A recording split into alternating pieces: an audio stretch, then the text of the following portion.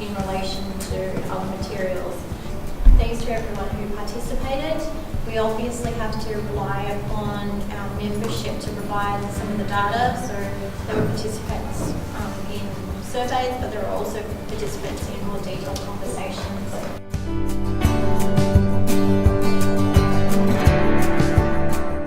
Kia ora, my name's Ganesh. I'm Chief Economist at BERL, which is Business and Economic Research Limited. We're a private sector consultancy owned and operated in New Zealand. We've been going for about 60 odd years now, so we believe we've got a bit of credibility in the space. And reiterate, we're not a government agency or a government ministry. We are funded through the research and consultancy we've done for quite a long time. Most of our work falls into three kete.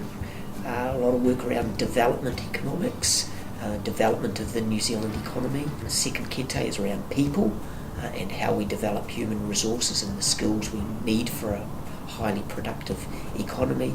And the last kete is around te ohanga Māori, the Māori economy. We've done a lot of work in terms of the revitalisation of the Māori economy over the last few years.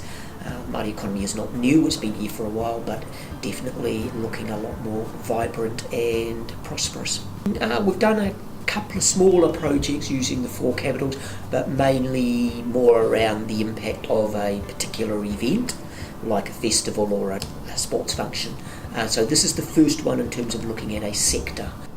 The Living Standards framework that is originating from Treasury is designed to give a much broader picture of economic impact rather than the more conventional measures that have been focused around dollars. They're divided into four capitals, so you're looking at an impact on the financials and the physical infrastructure, human capital, which is around people and the workforce involved and the training and skills captured. And we talk about natural capital, which is around the water and the climate and energy use. And the other element is the social capital, which captures your license to operate in terms of the industry. Is it actually contributing back to the community? Is it actually living up to the expectation or abiding by the rules and regulations? It's originally, I think, it's coming from OECD thinking, where they have their own framework which they call Better Life Index.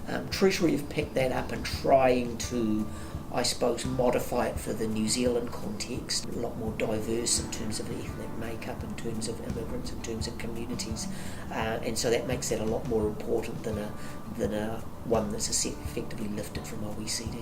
It does signal that Treasury and or this government is looking at much broader perspectives and broader horizons. And I suppose overriding this is a term or a concept that's come quite repeatedly through the Living Standards framework around intergenerational wellbeing, which does lift the focus beyond the GDP measure, which is very much today's income, towards a much more, I suppose, measure around what investments are you doing that give you long-lasting benefits into future generation. It's a lot more challenging, the analysis, but also probably a lot more exciting. I think the biggest downside that we're all grappling with is around the measurement, and businesses do like to measure things. We want to track how we go if we're looking at anything like well-being measures, whether it be across social capital or human capital. How are we going to measure them? What are those indicators that are important?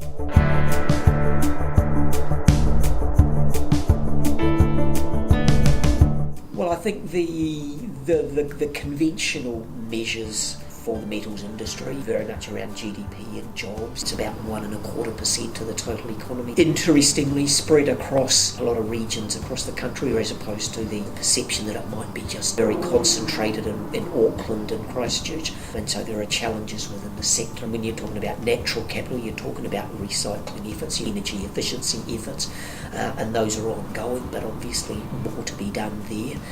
And then in terms of social capital, we're seeing a lot of information about the contribution of local firms to their local community. It's a good platform to start from to actually ensure that the narrative around the metals industry is much broader than just that focus on GDP, because if you just focus on GDP or income, you underplay or you undersell the contribution or the impact of a sector The challenge is that the four capitals approach is a different way of thinking, and so we are challenging ourselves as well as all other businesses to actually broaden their horizon. This is going outside our comfort zone, to be honest, but it is a recognition that our more conventional measures of economic contribution probably are not good for the future in terms of delivering good outcomes and focusing on the things that matter.